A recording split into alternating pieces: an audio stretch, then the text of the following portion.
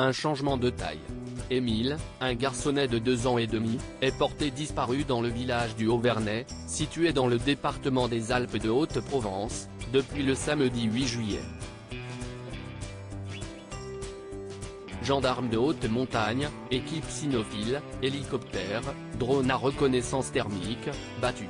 Un important dispositif de recherche a été déployé ces derniers jours pour retrouver sa trace, ainsi que l'ouverture d'une enquête préliminaire.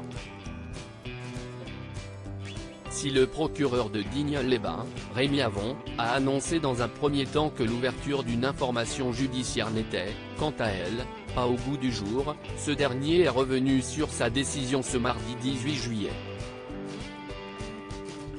Comme l'a rapporté BFM Télévision, au vu de la complexité de l'affaire, l'ouverture d'une information judiciaire a donc été annoncée dans un communiqué et 2 juges d'instruction du pôle d'Aix-en-Provence ont été saisis dudit dossier. Mais que cela change-t-il concrètement pour l'avancée de l'enquête? Ces juges vont mener une enquête permettant de rassembler des preuves, rechercher les auteurs d'infractions et établir la vérité dans l'affaire, comme l'a souligné le site officiel de l'administration française. À noter également que le procureur de la République a appelé à signaler tout élément utile à l'enquête sur l'adresse électronique suivante, disparitionnemile04@gendarmerie. Intérieur.gouv, et non plus sur la ligne téléphonique précédemment utilisée.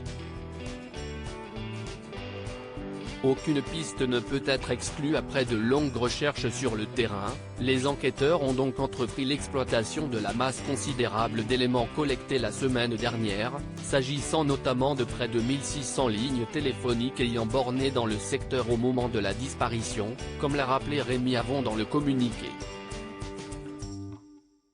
1400 signalements téléphoniques ont été traités suite à l'appel à témoins lancé dès le 9 juillet, a-t-il ajouté, montrant ainsi la complexité de cette affaire autour du petit Émile.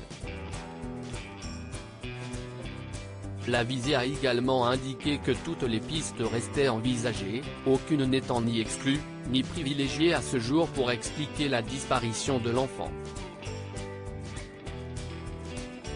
Affaire à suivre, donc. Article écrit en collaboration avec 6 médias Crédit Photo, capture d'écran Facebook.